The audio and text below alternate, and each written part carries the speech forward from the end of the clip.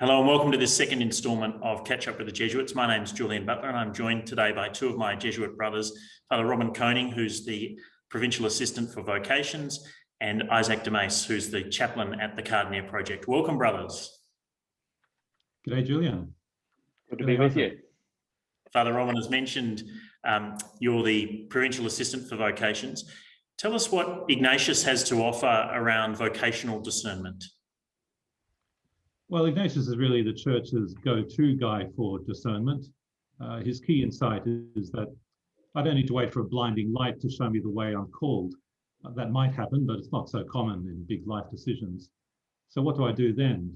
Well, Ignatius presumes someone discerning vocation will be living the basics of the Christian life, personal prayer, sacraments, going to Mass, serving people, being involved in church community.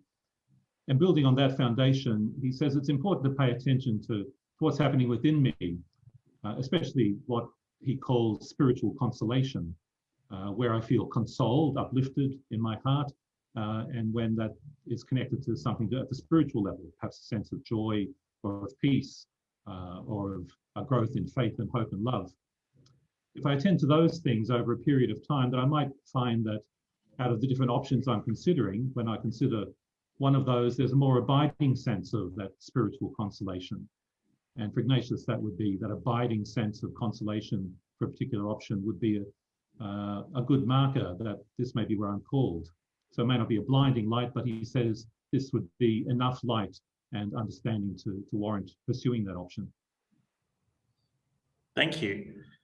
Isaac, you're involved in young adult ministry, and young adult ministry is, or walking with young people is one of the Jesuits' 4 universal apostolic preferences.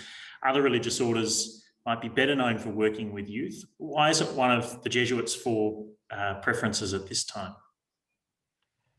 Julian, I think it's important to remember that the preferences are the society's discerned actions, I suppose, and how they're going to be of service to the church and for the greater glory of God. And our rich history of education in our formula of the Institute of working with children, educating them, being with them, catechizing, etc., and then linking in with what Fr Robin's talked about in terms of discernment.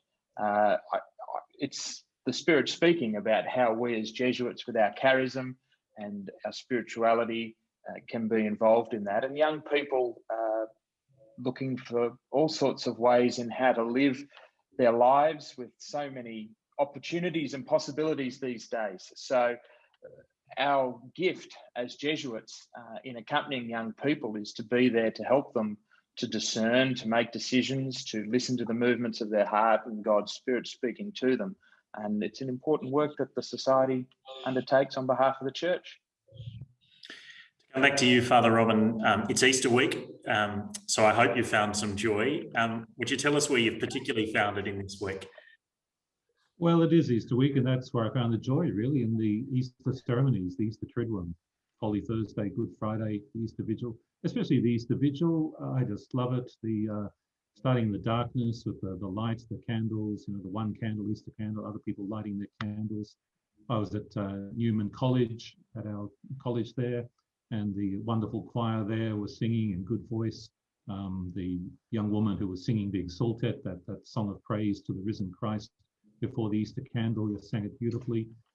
All that rich imagery. I was talking to someone yesterday who talked about their experience as an explosion of joy at this time, at Easter time. You got the bells ringing and the candles, the readings of salvation history, all of that. I just love the richness of the imagery, the water ceremonies. And that was just incredible, a joy to tap into that once more, especially a year after when we couldn't have much in the way of celebrations last year. It's a wonderful joy. And you, Isaac, this Easter week, what's been joyful for you? Sounding very similar to Fr Robin, really. I was at the Easter Vigil at St Canicis in King's Cross, our parish there, and just the beauty of the flowers and the church in light sort of changes the disposition, I think, and being able to participate in the liturgies this year. We're very fortunate in Australia, particularly in Sydney and Melbourne compared to other parts of the world. But also just this week, that joy being carried through into the office, the staff we have here, the volunteers, and our residents of Bellarmine House returning from holidays. It's sort of people coming back, and it's that joyful energy of people being reunited. So that's sort of my joy for the week. Yeah. Wonderful. Well, thank you both so much for speaking to me, and ongoing Easter blessings to you and to viewers. Thanks so much.